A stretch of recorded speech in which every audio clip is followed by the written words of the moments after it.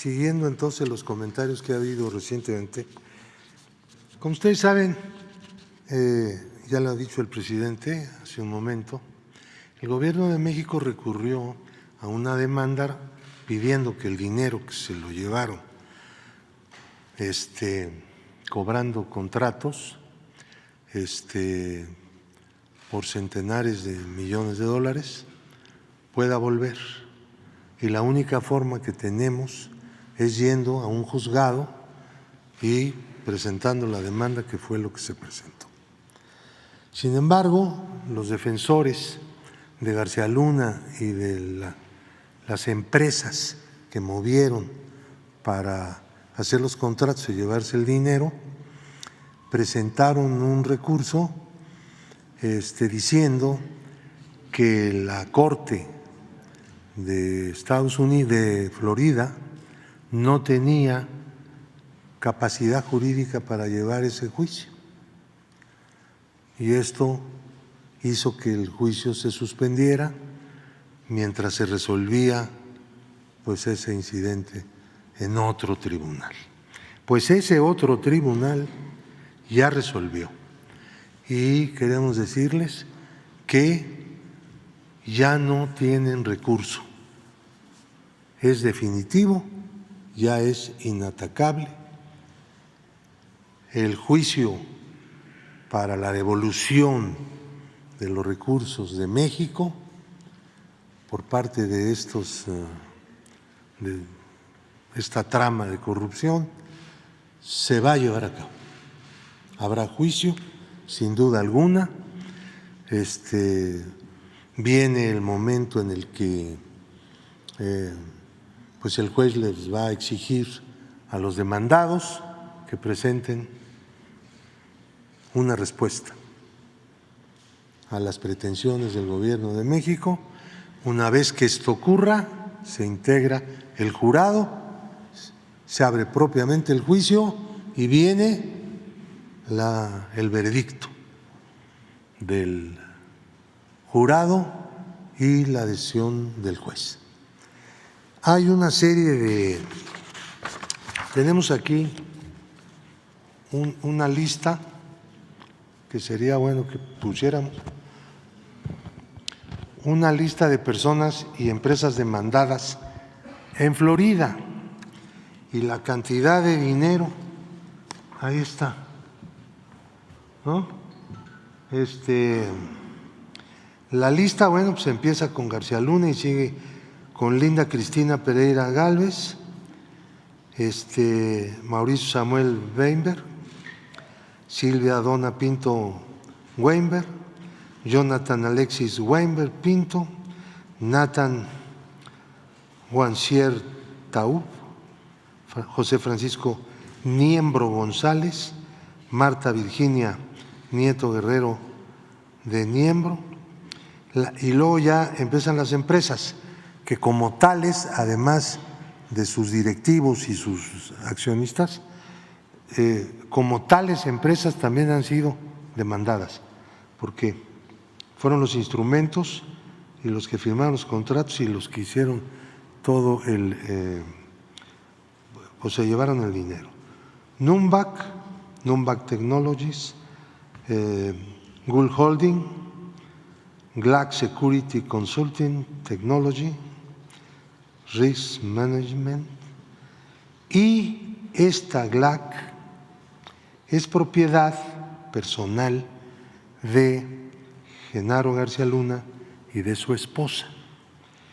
Y estos hicieron varias actividades dentro de la trama corrupta, pero una que destaca mucho, le cobraron a la Procuraduría General de la Ciudad de México más de 26 millones de un supuesto adeudo que tenía con ellos, pero no hay papeles, nunca hubo adeudo, nunca nada, y simplemente llegaron y cobraron y se fueron, así como llegar a una ventanilla y recibir dinero. Eso lo hacían en muchísimos casos. Así es como operaba. Esta situación es emblemático esto que estamos viendo. Aquí hay un total de 645.966.199 dólares. Multiplíquenlo por 17 y pico.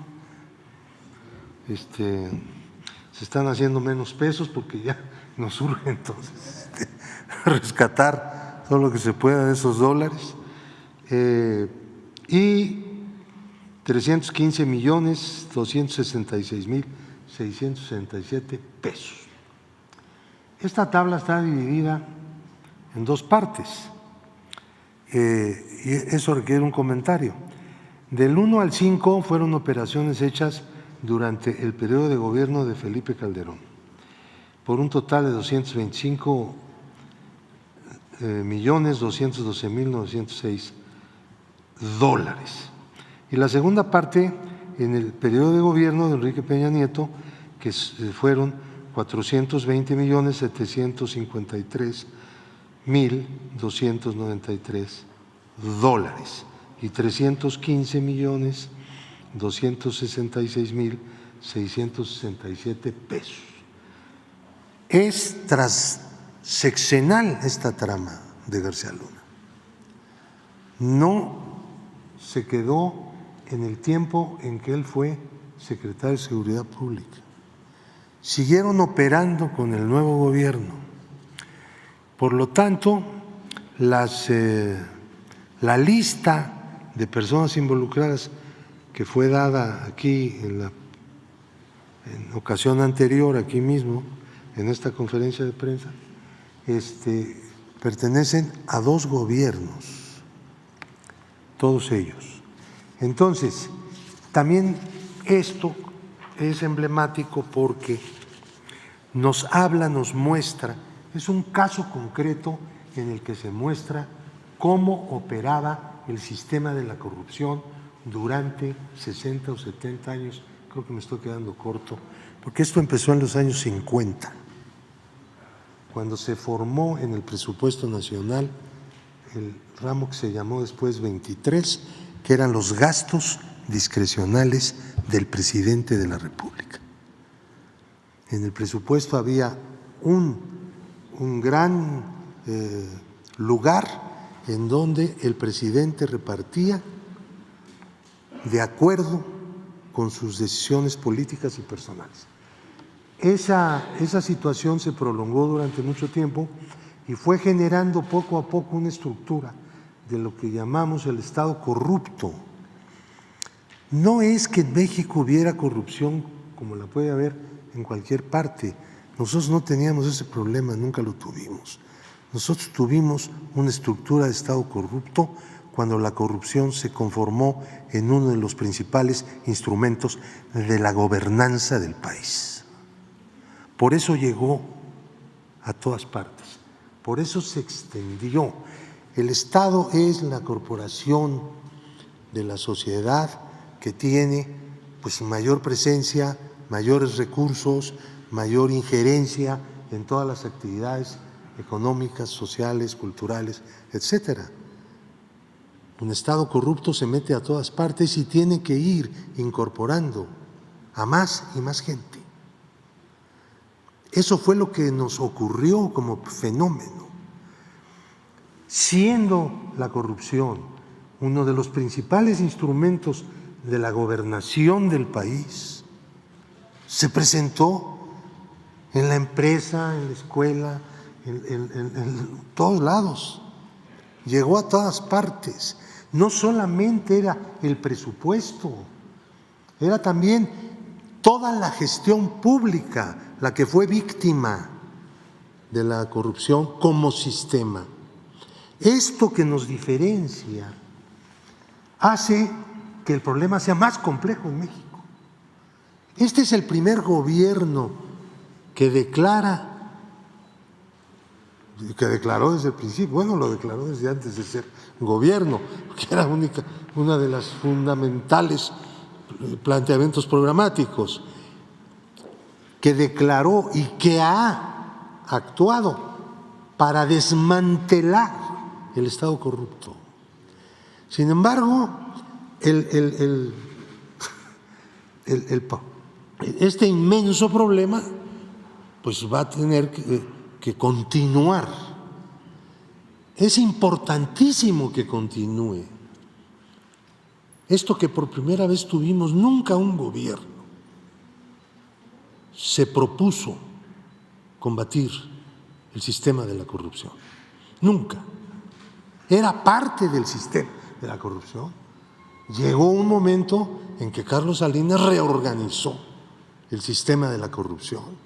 No solo lo elevó, sino también introdujo una serie de elementos organizativos, lo perfeccionaron. Este es uno de los países del mundo en donde los neoliberales no solamente trasladaron propiedad pública a manos de corporaciones privadas e individuos, sino que siempre se hizo en esquemas de corrupción y no en todos los países se hizo igual. Nosotros destacamos, y pregunten por todos lados, entre los economistas y los periodistas, la gente que observó el fenómeno de la privatización de recursos públicos y de propiedad pública durante el neoliberalismo, y todos coincidirán en que México destaca porque tiene una característica muy propia. No es el único país, también hay otros, no voy a mencionarlos, pero hay muchos en Eurasia, hay muchísimos que hicieron eso. Al momento en que se cayó algo, repartieron todo, hicieron grandes millonarios, gigantescos, fortunas, pero eso ocurrió aquí también, y es característica de México. Entonces, la lucha contra el Estado corrupto lo podemos ver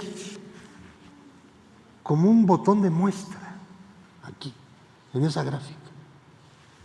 Tomaban el dinero, lo llevaban, le daban la vuelta a través de Barbados, lo tomaban como paraíso de tránsito y llegaba a Florida. Bueno, no es nada raro que García Luna haya escogido Florida para ir a hacer ahí su residencia. Este conglomerado empresarial, claro que le daba dinero a García Luna. Como nosotros descubrimos unas entregas de 10 millones de dólares, pues ahí está la evidencia para poder reclamar ese dinero y todo lo demás. Eso fue lo que hizo el gobierno de México. Este acontecimiento es algo que nunca había hecho el gobierno. El gobierno mexicano en la historia ha hecho muchas reclamaciones internacionales, muchas, pero un juicio de este tipo, de una trama de corrupción para recuperar el producto de la corrupción, no hay registro. Porque esta es una característica nueva que está teniendo ya México. Es decir, un aparato público, una dirección del Estado, pues básicamente del gobierno, que le declara pues la guerra, por decirlo así. No está bien usado ese término, tendríamos que decirle que se ha declarado pues la acción permanente, continuada, sistemática, enérgica, en contra del Estado corrupto para desmantelarlo.